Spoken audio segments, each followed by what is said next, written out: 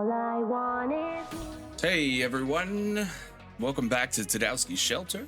So today I wanted to start a series talking about APCs and troops and heroes and how that all intertwines. It would be way too long to do one video because there is way too much information. So what I'm going to do is I'm going to break it down into segments. In today's segment, we're going to talk about troops. We're going to talk about what each statistic is, how they're utilized, how the game has an automatic balance to it. And hopefully by the end of this, you can understand the different types of troops and how you can utilize them to your effect. Now, this is primarily going to be geared towards beginners, but let's get into it and let's go ahead and get this video done. This should be fairly quick because we're only talking troops, and I'm not going to go through each tier, but I want to explain what each statistic means and have you have a basic understanding of that before we progress into the next video where I'll talk more about APCs. Remember, guys, like the video if you like the video, subscribe for more content, and leave a comment. Talk about what topics you want to talk about. Tell me if you like the video, if you learned something. Hopefully you pick something up. Things constantly change in this game. The developers are always changing stuff, so it's good that we talk about these basic stuff. I figure we can start our discussion off this way. We understand that troops come from your training facilities. You have your shooter camp, your fighter camp, and your vehicle training facility. The more you upgrade the buildings, the higher the tier troop you can make. The highest tier that you can make, just simply upgrading your bases, is going to be a tier 8 troop. You can get a tier 9 troop through your institute, but that may take some time. There does exist a tier 10 troop, but that will happen after you've played this game for quite some time. So for the majority of people, a tier 9 troop is going to be the ultimate goal for obtaining your strongest troop.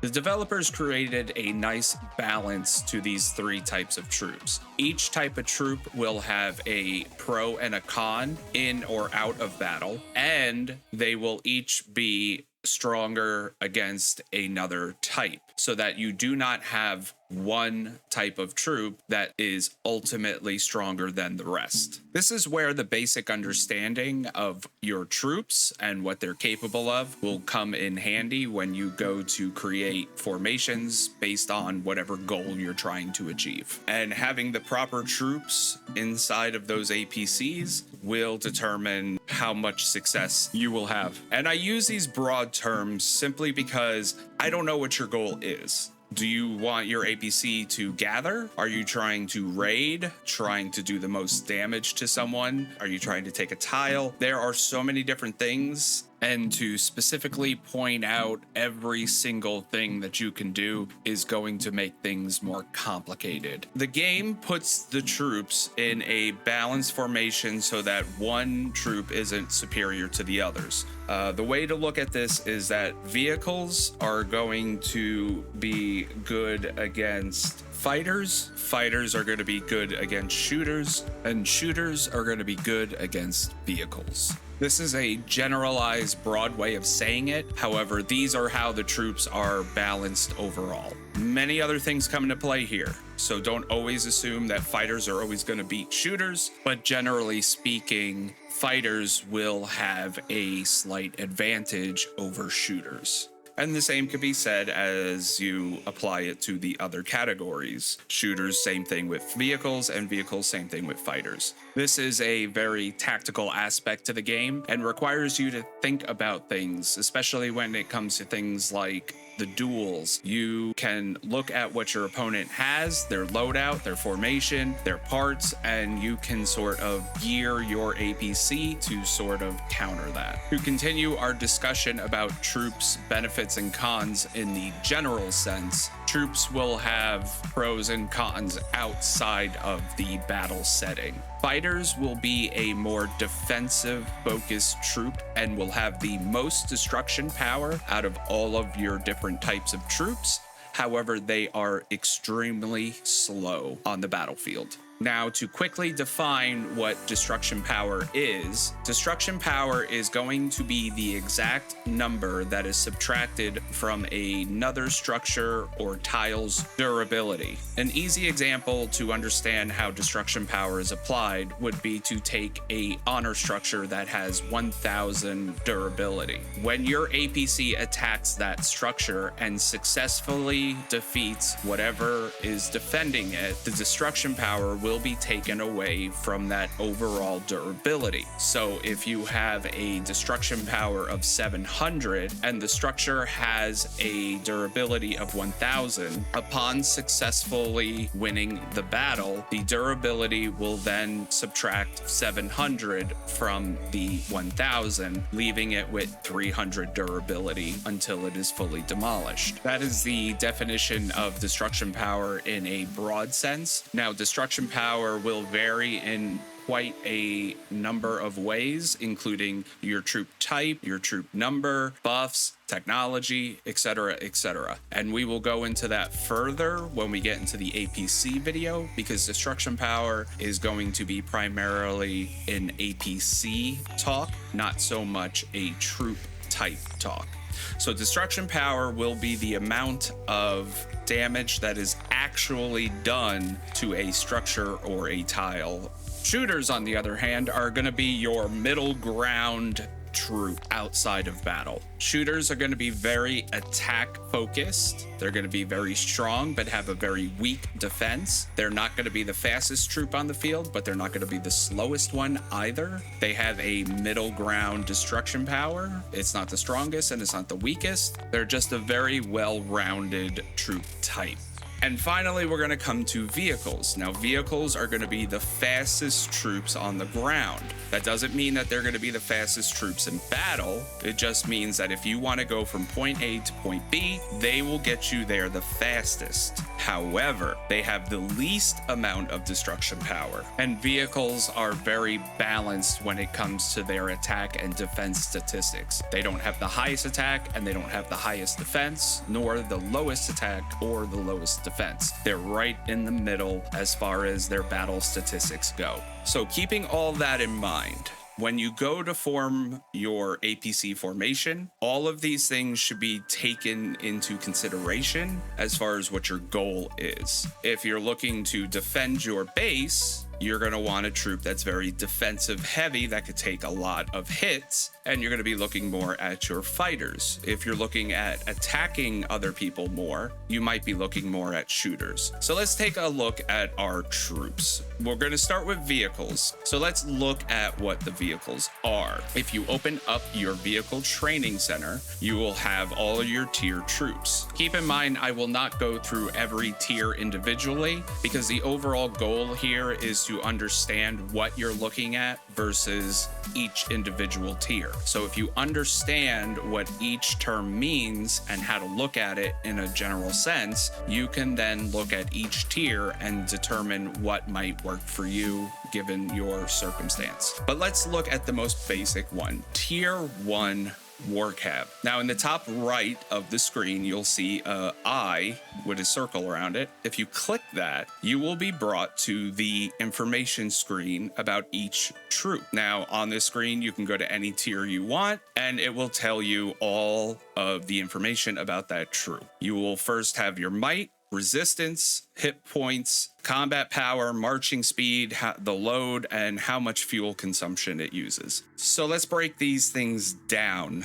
And this is going to be universal across all your troops. All your troops will have the same exact statistics. Now, your fighters and your shooters won't be fuel consumption. They will be food consumption. That will be the only difference because people don't eat fuel. So let's start off here with might. What is might? Might is the amount of attack damage that this troop can do with basic attacks. The numbers here represent one vehicle unit, not all of them, just one. So if you wanted to see your APC formation and how much that squad can do damage wise, you can multiply that number by how many troops you have in that squad. But for general sense, it's easier to understand what each unit is capable of in order to figure out how you want to go about whatever you're trying to do. So might is going to be the attack power. This is how strong it is. This is how much damage it can do to the enemy troops when it's in a battle. So in this situation, the tier 1 war cab can do 11 points of damage, and you would multiply that by how many of them are in the squad to get a general idea of how much damage it can do to the opposing squad it is attacking. Resistance is how much it can hold up against an attack. So the easiest way to look at this, if you're familiar with RPG games or Dungeons and Dragons, things of that nature, you might already have a basic understanding of how this works and how it gets broken down. But the way you can look at this is an opponent attacks another opponent. It's their might versus the opponent's resistance. Let's say 2 war cabs were attacking each other. You would have an 11 might versus an 8 resistance. So the opponent who's taking the attack will use their resistance to defend against the might. The might is 11, the resistance is 8. You would take that difference, and that's how much damage is actually given to your opponent. So in this case, it would be 3. They would take 3 points of damage directly onto them. And that's where the next statistic comes in, hit points. The hit points is how much health it actually has. So once you do that math of might minus the resistance, and you get that number, in this case, like we said, it was 3, you would take that number, which is 3, and subtract it from 4. That would leave your war cab with 1 hit point left. So basically 1 more attack would finish off your troop. And that is how to look at these first 3 statistics. These first 3 basically work together in that sort of fashion. Might, resistance, hit points. Once again, heroes, buffs, landscapes, technology, all these things will change and alter these numbers, and it's important to understand that. But for the time being, we are focusing on the basic understanding of what it is. Moving on, combat power. What is combat power? Combat power is basically the determination of how strong your base is. If you look at the top of your screen, you will see that large number in the center. That is your overall combat power. It's basically a general guideline of how strong you are in comparison to other bases in your state or other opponents in other states as well. So to understand that, it doesn't necessarily affect battles. It's just saying that this troop will contribute to your overall combat power by how many points it states. For a tier 1 war cab, it adds 1 point of combat power each unit you have. Troops is going to be the biggest sum of your combat power. It's going to be the easiest way to raise that combat power, but it's just a number that represents a general standing. It doesn't necessarily mean that you are that strong. You could have nothing but all troops. You can dedicate every resource to nothing but troops, and you can have a combat power of 200,000, but you can't use all those troops at once. So in the end, the combat power is just a general ranking guide. It's not necessarily anything that gets applied to a battle or is very useful in that sort of fashion. It's just to help understand where you stand in rankings when you go to fight someone else. Your marching speed here. Marching speed is how fast it can move on the ground, to determine how fast you can get from point A to point B. The understanding here is that the higher the marching speed, the faster the troop can go from point A to point B. Your load is how much this unit can carry. So if you were to raid or gather, it can carry 33 units of something. So to figure out how much, you would take this number, multiply it by how many troops there are in a squad, and then you would add all that up. This will be summed up in your APC when we go to look at it, probably in the next video. So you don't have to figure that out, but understand that the higher the load, the more it can carry. If you were to gather or raid, you can know that war cabs will get the most resources out of whatever you're attacking. The problem is they're very weak. So you have to make sure that you're going to win that battle in order to get the maximum amount of resources. The last thing is fuel consumption. This is how much fuel this unit will use out of your resources. If you go to look at your oil, it says troop consumption. This is how much it uses. Okay, so whatever you make, you're subtracting that number from it. Same thing as electricity. Whatever you have coming in, it will subtract what buildings you have and how much energy you're consuming and leave you either negative or positive depending on what you're bringing in. Same thing applies to troops. Troops will consume fuel or food out of your resources. So you want to make sure that you have enough fuel and food to cover the troops that you have. Otherwise, you will never have food or fuel. And that's basically the statistics of this. This gets continued throughout. As you go higher in the tiers, you're going to start noticing the changes. There's slight changes as you go up each tier, and it's important to note that. For example, if you go up from tier 1 War Cab to tier 2 Chaser, you notice that the might goes up by 5, the resistance goes up by 3, the hit points stay the same, the combat power goes up by 0.4, the marching speed stays the same, the load stays the same, and the fuel consumption stays the same. However, if you were to go from tier 2 to tier 3, you notice that there's a bigger jump in might and a starting to decline marching speed and load. However, your combat power goes up and your hit points go up. So if you were to go all the way to the end, I have a tier 9. Let's look at tier 9 compared to tier 1. A tier 9, a meat harvester, has a might of 87 in comparison to the War Cab's 11, and then a resistance of 49 versus the War Cab's 8. The hit points is 18 versus War Cab's 4. This gives me 7 combat power versus the War Cab's 1. It is slower slightly. War Cab 36 and the meat harvester is a 28. So it is slower. The bigger it is and the stronger it is, the slower it generally gets. Same thing for the load. The load drastically decreases. It went from a 33 to a 20. You lost 13 resources for every unit. That's a pretty significant thing if you are looking to raid and get the most out of a base. And the fuel consumption went up. So the higher the level, there are some drawbacks. You don't just get everything increased and be awesome all around. There is a little bit of a balance to the game there. So as you go up in tiers, you will see stronger units with more hit points and more combat power. However, they will consume more fuel or food. The load will decrease and the marching speed will start to get slower. Looking at fighters, you will see a drastic difference in this. So if I were to go to a level 1 fighter, you can see already that the might is a 9, the resistance is 11. That's a drastic difference from what we were looking at with the vehicles. The tier 1 is already slightly weaker, but much tougher, and it has the same hit points, has the same combat power. The marching speed is drastically lower. As you can see, it's more than half of the marching speed of a vehicle, and it cannot carry nearly as much as a vehicle can. People can only carry so much. That's the best way to look at that one in realistic terms. And the food cost is the same. And if you were to go all the way up to your tier 9 fighter, the might is 70, which isn't as high as the vehicle.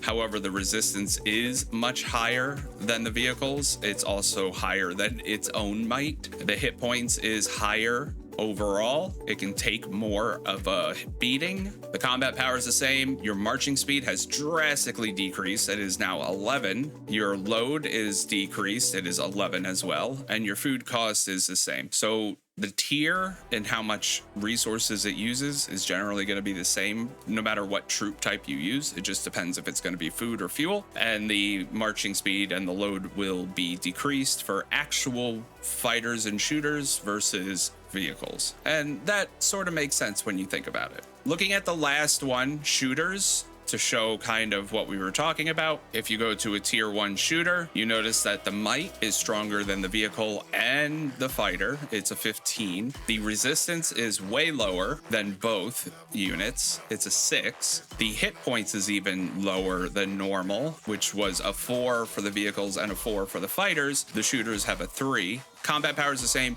Marching speed is in the middle. It's a 15. The load is somewhat in the middle. It's an 18. And the food cost is the same as we stated. And if I were to go all the way to a tier 9, you will see that the might is 105, which is the most out of all the troops. The resistance is way lower, which is 49, which is drastically lower than the vehicles and the fighters. The hit points is 14, which is about the same. Combat power 7 is the same. Marching speed 11, load 11. They don't carry much. They don't move fast. And the food cost is the same as we stated. So this is the basic way to look at each troop and how to understand how they fit into the flow of things. You also have upgrades. You can enhance your troops later on. We could talk about that briefly. So if you were to talk the difference between an enhanced troop and a regular troop, a regular tier 9 fighter has a might of 70, 73, and 20.